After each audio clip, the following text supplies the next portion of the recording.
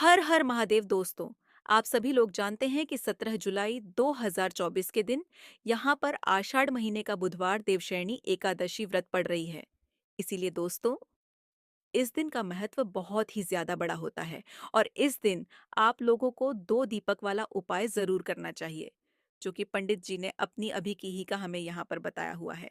तो दोस्तों, इस उपाय को आपको कैसे करना है, कब करना है, कहाँ पर करना है और उपाय को करते समय आपको किन-किन बातों का ध्यान रखना है, ये सारी जानकारी हम आपको इस वीडियो में देंगे।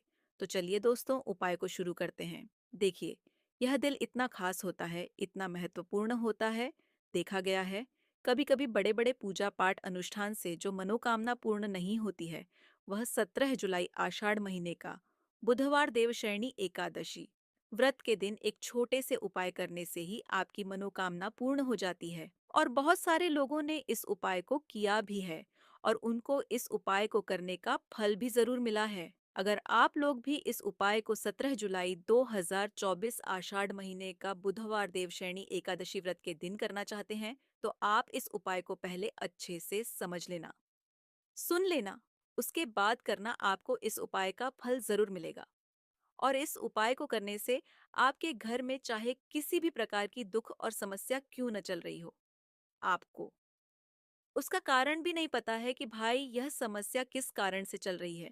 उसका कुछ भी कारण हो सकता है, जैसे पितृदोष हो सकता है या किसी भी तरह का मंगल दोष भी हो सकता है। और भी बहुत तरह के दोष होते हैं, कुछ भी हो सकता है। पर आपको इस उपाय को करने के लिए अपने दोस्त को पता लगाने की भी जरूरत नहीं। 17 जुलाई आषाढ़ महीने का बुधवार देवशयनी एकादशी व्रत के दिन इस दो दीपक वाला उपाय को आप लोगों को कर लेना है। दोस्तों, अब हम समझते हैं इस वाले उपाय को हमें करना के समय है। तो सबसे पहली बार दोस्तों, हम समझते हैं कि ये दो दीपक वाला उपाय करना किसको है। तो देखिए, यहाँ पर सीधी सी बात है कि ये दो दीपक वाला जो उपाय है, ये किस लिए किया जा रहा है। ये मनोकामना को पूर्ण करने के लिए किया जा रहा है, या आपके जीवन में जो दुख और परेशानियां हैं उनको दूर करने के लिए किया जा रहा है। या आपका कोई बड़ा काम है जो कि नहीं हो पा रहा है, आप उसके लिए इस उपाय को कर सकते हो। तो सीधी सी बात यह है कि आप अपनी किसी भी प्रकार की मनोकामना के लिए इस वाले उपाय को कर सकते हो। तो यह उपाय वह व्यक्ति कर सकता है जिस व्यक्ति को अपनी किसी भी प्रकार की मनोकामना भगवान विष्णु जी से पूर्ण करवानी हो। और अगर कोई भी माताएं बहनें जो है अपने घर की सुख और शांति के लिए, घर में धन समृद्धि को बढ़ाने के लिए वाला उपाय करना चाहती हैं, तो घर की जो बड़ी माताएं बहनें होंगी, वह इस दो दीपक वाला उपाय को विशेष रूप से करें। क्योंकि माताएं बहनें घर की लक्ष्मी होती है और जब घर की लक्ष्मी कोई विशेष उपाय करती है, तो उसका फल ही बहुत जल्दी मिल जाता है और बहुत बड़ा होकर मिलता है। अन्यथा इस उपाय को कोई भी व्यक्ति कर सकता है, चाहे वह बड़ा हो, चाहे वह छोटा हो, चाहे वह बच्चा हो। जिस व्यक्ति को यह दो दीपक वाला उपाय समझ आ गया, वह व्यक्ति इस दो दीपक वाला उपाय को 17 जुलाई आषाढ़ महीने बुधवार देवशयनी एकादशी व्रत के दिन जरूर करे। क्योंकि उसको इस उपाय को फल बहुत ही जल्दी मिल जाएगा। क्योंकि बुधवार देवशयनी एकादशी व्रत के दिन भगवान विष्णु जी बहुत आसानी से प्रसन्न हो जाते हैं। तो आइए, अब हम समझते हैं कि इस दो दीपक वाला उपाय को आपको करना कैसे है और इस उपाय आय को करने का जो समय है वह क्या है। तो देखिए, इस 17 जुलाई आषाढ़ महीने का बुधवार देवशयनी एकादशी व्रत के दिन किए जाने वाले यह दो दीपक वाला उपाय जो उपाय है, यह मुख्य रूप से सुबह के समय होगा। किस समय होगा? सुबह के समय होगा। आपको कोशिश यही करनी है कि सुबह के समय हम इस दो दीपक वाला उपाय को कर लें। पर किसी कारणवश अगर आप सुबह इस उपाय को न कर पाओ, आपको कहीं काम से जाना हो या किसी और काम की वजह से आप उपाय को न कर पाओ, तो आपके पास फिर दूसरा मौका रहेगा जो कि शाम के समय का रहेगा, प्रदोष काल का रहेगा। अब भाई, प्रदोष काल का समय भी एक बहुत ही लोगों के मन में प्रश्न बन जाता है कि भाई यह समय होता कब है, कितने बजे से लेकर कितने बजे यह समय होता है, ताकि हमें उपाय के लिए जो है करने का समय पता लग जाए। तो हम आपको बता दें, प्रदोष काल का जो एक समय होता है, शाम का समय, वह होता है शाम 6 बजे से लेकर शाम के 7 बजे के बीच का। इस समय के बीच में आपको उपाय को करेंगे तो आपको उस उपाय का जरूर फल मिलेगा। तो शाम के 6 बजे से लेकर शाम के 7 बजे के बीच में आप लोग इस 2 दीपक वाला उपाय को कर सकते हो। तो भैया, बहुत सारे लोग यहाँ पर यह प्रश्न भी जरूर करेंगे कि भाई, हम तो नौकरी पर जा आते हैं, हम अपनी ड्यूटी पर जाते हैं और आने में हमें देर हो जाती है, तो उस जगह पर हमें क्या करना चाहिए? तो देखिए, उन लोगों को भी टेंशन लेने की जरूरत नहीं है। अगर आप लोग इस उपाय को शाम के समय प्रदोष काल में कर रहे हैं और अगर आप आने में देरी भी हो जाती है, आपको आने में 7 बजे तक आप नहीं पहुंच पाते हो, तो भाई, आप 7 या रात 8 बजे तक भी अगर उपाय को करोगे तो भी चल जाएगा। और अगर इससे भी थोड़ा देर हो जाती तो भी आप उपाय को कर सकते हो, क्योंकि 17 जुलाई आषाढ़ महीने का बुधवार देवशयनी एकादशी व्रत का दिन है। यह दिन बहुत ही कम आता है पूरे साल भर में। इसलिए जब आपको मकान मिल जाए, जब आप इस उपाय को जरूर कर लेना। कोई भी उपाय हो, आप कभी भी कर सकते हो। बुधवार देवशयनी एकादशी व्रत के दिन बस कोशिश करना कि समय के थोड़ा अंतर्गत ही कर लो। पर किसी कारणवश अगर न कर पाओ, तो फिर आप थोड़ा देरी से भी कर सकते हो। आपको उपाय का फल जरूर मिलेगा।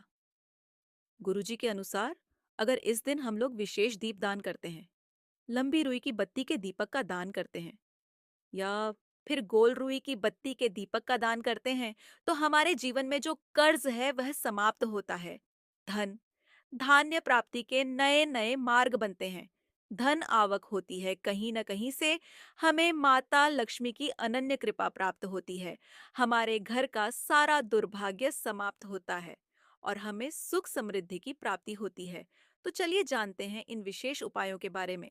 लेकिन उससे पहले एक प्रार्थना, अगर आप चैनल पर नए हैं तो कृपया चैनल को सब्सक्राइब शेखर लें। देखिए, ये देवशयनी एकादशी हम सभी के लिए बहुत मायने रखती है, क्योंकि यह साल की सबसे बड़ी एकादशी है। आप सभी जानते हैं कि आषाढ़ मास में दीपदान का बहुत ज्यादा महत्व होता है। यदि दान अगर हम लोग भगवान विष्णु के सामने करते हैं, या माता लक्ष्मी के सामने करते हैं, या फिर माता तुलसी के सामने करते हैं, तो हमारी ऐसी कोई मनोकामना नहीं जो भगवान की कृपा से परिपूर्ण नहीं की जा सकती। इसलिए आपको इस विशेष दिन में दीपदान जरूर करना है और एक विशेष प्रकार दीपदान करना है। यही दीपदान आपकी सारी मनोकामनाओं को परिपूर्ण करेगा। चलिए जानते हैं पूज्य गुरु जी द्वारा बताए गए सबसे पहले उपाय के बारे में। इस उपाय के लिए आपको 2 दीपक ले लेने हैं। एक तो गोल्ड की बत्ती का दीपक आपको लेना है और एक लंबी रुई की बत्ती का दीपक लेना है। दोनों ही दीपक आप चाहे तो मिट्टी की इस्तेमाल कर सकते हैं, या फिर अपने घर पर शुद्ध आटा मारकर, बिना नमक वाला आटा मारकर उसका दीपक बनाना चाहते हैं, तो वह दीपक भी आप बनाकर उसका इस्तेमाल कर सकते हैं। जो आप गोल बत्ती वाला दीपक लगाएंगे, उसमें रुई की बत्ती लगाएंगे, और जो लंबी बत्ती वाला दीपक होगा, उसमें आप मौली के धागे का प्रयोग करेंगे। देखिए, दोनों दीपकों वाला यह उपाय बहुत ही विशेष है, इसलिए आप बहुत ही ध्यान से समझिए। इसी के साथ आपको ले लेनी है 11 काले तिल के दाने और एक चुटकी हल्दी, एक चुटकी शुद्ध पिसी हुई हल्दी ले लीजिए। अब ये दोनों सामग्री लेकर पहुंच जाइए तुलसी जी के पौधे के सामने। ये उपाय आप सूर्यास्त के बाद किसी भी समय कर सकते हैं।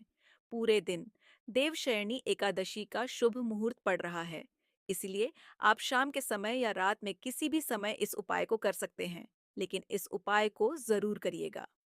देखिए, अब तुलसी जी के सामने पहुंचकर सबसे पहले आप जो गोल रुई की बत्ती वाला दीपक लेकर आए हैं, उसे तुलसी जी के पौधे के नीचे प्रज्वलित कर दीजिए और 11 बार ओम नमो भगवते वासुदेवाय इस मंत्र का स्मरण कर लीजिए। और जो आप 11 काले तिल के दाने लेकर आए हैं, उसे इसी दीपक में डाल दीजिए। देखिए, काले तिल के दाने भगवान विष्णु के पसीने से उत्पन्न हुए हैं, और जब भी हम यह दीपक आषाढ़ महीने का बुधवार देवशयनी एकादशी में प्रज्वलित करते हैं, तो इससे हमारे कर्ज में हमें आराम मिलता है। हमारे जीवन में धन प्राप्ति के नए नए मार्ग बनते हैं। हमारा अगर कोई भी कार्य रुका हुआ है, तो वह भगवान विष्णु की कृपा से परिपूर्ण हो जाता है, क्योंकि यह गोल रुई की बत्ती का दीपक हम लोग भगवान विष्णु के ही निमित्त लगाते हैं। इसके बाद आप जो लंबी बात वाला दीपक लिए हैं, उसको अपने घर में जो पूजा स्थान है, वहां पर जो माता लक्ष्मी की फोटो है या प्रतिमा है या जो कुछ भी है, उसके सामने आपको प्रज्वलित कर देना है। देखिए, आपने अभी माता लक्ष्मी की पूजा दिवाली में की होगी। अगर आपके पास माता रानी की कोई फोटो नहीं है, तो माता लक्ष्मी की मूर्ति के सामने भी आप इस उपाय को कर सकते हैं। यह लंबी बात ही वाला दीपक आप उनके सामने प्रज्वलित कर लीजिए और 11 बार को महालक्ष्मी नमः इस मंत्र का स्मरण कर लीजिए और यह एक चुटकी हल्दी इसी दीपक में डाल दीजिए या एक चुटकी हल्दी वाला दीपक आपके दुर्भाग्य को समाप्त करेगा। माता लक्ष्मी की कृपा प्राप्त करवाएगा, धन प्राप्ति के नए नए मार्ग बनाएगा और आपकी मन में जो समस्याएं चल रही हैं उनको समाप्त करेगा। देखिए, यह 2 दीपक वाला उपाय इस एक एकादश में करने के लिए सर्वश्रेष्ठ है, क्योंकि इस आषाढ़ मास की देवशयनी एकादशी में दीपदान का सबसे अधिक महत्व होता है। और अगर आप एक दीपक भगवान विष्णु के निमित्त और एक दीपक माता लक्ष्मी के निमित्त लगा देते हैं, तो आपके जीवन के सारे संकटों का समाधान हो जाता है और आपको धन धान्य की प्राप्ति होती है। अब इसके बाद जानते हैं पूज्य गुरुजी द्वारा बताए गए दूसरे खास उपाय के बारे में। देखिए, यह दूसरा उपाय जानने से पहले आप लोग एक बात का विशेष ध्यान रखिएगा। साल में जितने भी एक आदर्श पड़ती है, उन एक आदर्श में आपको किसी भी एक आदर्श में किसी वृक्ष की न ही कोई पट्टी तोड़नी होती है, ना ही कोई लकड़ी तोड़ नहीं होती है।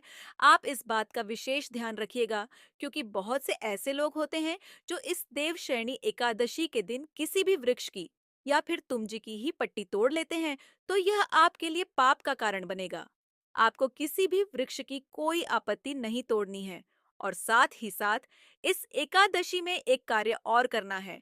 आप एक रोटी बना लीजिएगा और उस रोटी में एक टुकड़ा गुटखा रख लीजिएगा और साथ ही साथ 11 काले तिल के दाने रख लीजिएगा। देखिए, काले तिल के डालें और गुड़ भगवान विष्णु को बहुत ही प्रिय होते हैं। इसीलिए आप यह एक रोटी किसी भी लाल रंग की गाय माता को, और अगर लाल रंग की गाय माता नहीं है तो किसी भी रंग की गाय माता को आप खिला सकते हैं। आप सभी जानते हैं कि गाय माता में 33 कोटि देवता विराजमान होते हैं और इस एकादशी में अगर हम किन्हीं भी गाय माता को यह एक रोटी समर्पित करते हैं, यानी यह एक रोटी खिलाते हैं, तो ये सीधे 33 कोटि देवताओं को प्राप्त होती है, सीधे भगवान विष्णु को प्राप्त होती है। भगवान विष्णु इससे बहुत अधिक प्रसन्न होते हैं और हम दुर्भाग्य का अंत करते हैं। आप जानते हैं गुरुजी द्वारा बताए गए दूसरे सबसे खास उपाय के बारे में। इस उपाय के लिए आपको एक चौमुखी दीपक ले लेना है। आषाढ़ मास में दीपदान का विशेष महत्व होता है, इसलिए इस उपाय को आप बहुत ही ध्यान से समझिए। यह उपाय आपकी रूठी हुई किस्मत को भी चमकाते का। देखिए, एक चौमुखी दीपक ले लीजिएगा। दीपक आप चाहे तो मिट्टी का इस्तेमाल कर सकते हैं या फिर आटे का बनाना, चाहे तो आर्थिक का भी दीपा का बना सकते हैं। साथ ही साथ आपको लेना है थोड़े से काले तिल और एक चुटकी हल्दी। अब यह सारी सामग्री लेकर आपको पहुंच जाना है तो मुंशी जी के पौधे के सामने। देखिए, इस उपाय को भी आप शाम को सूर्यास्त के बाद किसी भी समय कर सकते हैं।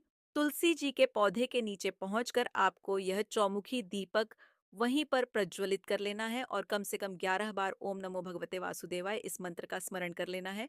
फिर उसके बाद आप जो 11 काले तिल के दाने लेकर आए हैं वो डाल दीजिए और एक चुटकी हल्दी जो आप लेकर आए हैं वो डाल दीजिए पूज्य गुरु जी के अनुसार। इस पर आकार से अगर आप इस विशेष उपाय को आषाढ़ महीने का बुधवार देवशयनी एकादशी में करते हैं, तो आपको एक साथ भगवान विष्णु की कृपा प्राप्त होती है, माता लक्ष्मी की कृपा प्राप्त होती है तथा साथ ही साथ माता तुलसी की भी कृपा प्राप्त हो जाती है। यह उपाय आपके लिए सबसे उत्तम रहेगा अगर आप दीपदान करना चाहते हैं। देखिए, पहला उपाय भी दीपदान के बारे में बताया गया था और यह उपाय भी दीपदान के बारे में बताया गया है, तो इन दोनों उपायों में से किसी भी एक उपाय को आप कर लीजिएगा, आपकी सोई हुई किस्मत भी चमक जाएगा। पूज्य गुरुजी ने स्वयं यह बात कही है। आप जानते हैं गुरुजी द्वारा बताए गए तीसरे और सबसे आखिरी उपाय के बारे में। देखिए, इस उपाय के लिए आपको ले लेना है एक लोटा जल, लोटा आप तांबे का ले लीजिएगा। फिर इसी के साथ आपको लेने हैं 11 तुलसी जी के पत्ते। अगर आपके पास तुलसी जी के 11 पत्ते नहीं हैं, तो तुलसी जी के पौधे के नीचे एक पत्ता ही अगर गिरा हुआ पड़ा है, तो उसको उठाकर उसका भी प्रयोग कर सकते हैं। बस आपको एक बात का ध्यान रखना है कि एकादशी के दिन हम लोग तुलसी जी के पौधे से कोई आपत्ति नहीं तोड़ते हैं। इसलिए आप इस दिन पत्ते नहीं तोड़ेंगे, बल्कि गिरे हुए पत्ते का इस्तेमाल कर लेंगे। अगर एक पत्ता भी है तो उसका भी इस्तेमाल कर सकते हैं। अब यह पत्ता आपको इस एक लौटे जल में मिला लेना है और यह जल लेकर आपको पहुंच जाना है किसी भी भगवान नारायण के मंदिर में। आपके घर के आसपास भगवान विष्णु का अगर कोई मंदिर है, या फिर भगवान कृष्ण का अगर कोई मंदिर है, या फिर भगवान राम का कोई मंदिर है, यानी भगवान विष्णु के किसी भी अवतार का अगर कोई मंदिर है, तो उसमें आप लेकर यह एक लौटा जल पहुंच जाएगा और इसे उन भगवान के मंदिर की चौखट में रख दीजिएगा। यह जल आपको समर्पित नहीं करना है, अर्पित नहीं करना है, सिर्फ और सिर्फ उस मंदिर की चौखट में रख दीजिए।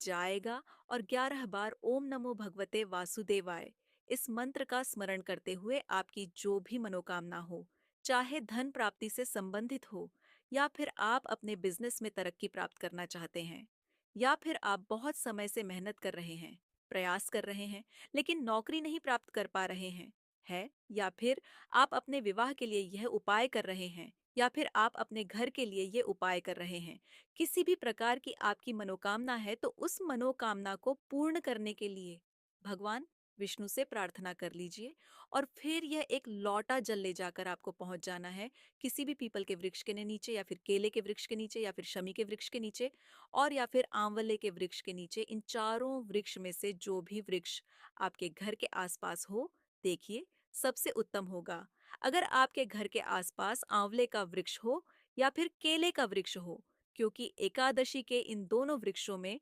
भगवान विष्णु का वास होता है और साथ ही साथ पीपल के वृक्ष में भी वास होता है। तो अगर इन तीन वृक्षों के नीचे आप यह जल अर्पित कर देते हैं, तो भगवान विष्णु आपसे बहुत ही जल्द प्रसन्न हो जाते हैं। देखिए, आपको तीनों वृक्षों में या चारों वृक्षों में जल अर्पित नहीं करना है। इन चारों में से किसी भी एक वृक्ष के नीचे इस जल को अर्पित करते जाइए और लगातार ओम नमो भगवते वासुदेवाय मंत्र का स्मरण करते जाइए और अपनी मनोकामना फिर से दोहरा दीजिए। जो अभी आपने मनोकामना बोली है, पूज्य गुरुजी ने कहा कि अगर आप इस विशेष उपाय को देवशयनी एकादशी के दिन कर लेते हैं, तो भगवान नारायण की कृपा से आपकी बड़ी से बड़ी मनोकामना बहुत ही जल्द परिपूर्ण हो जाती है।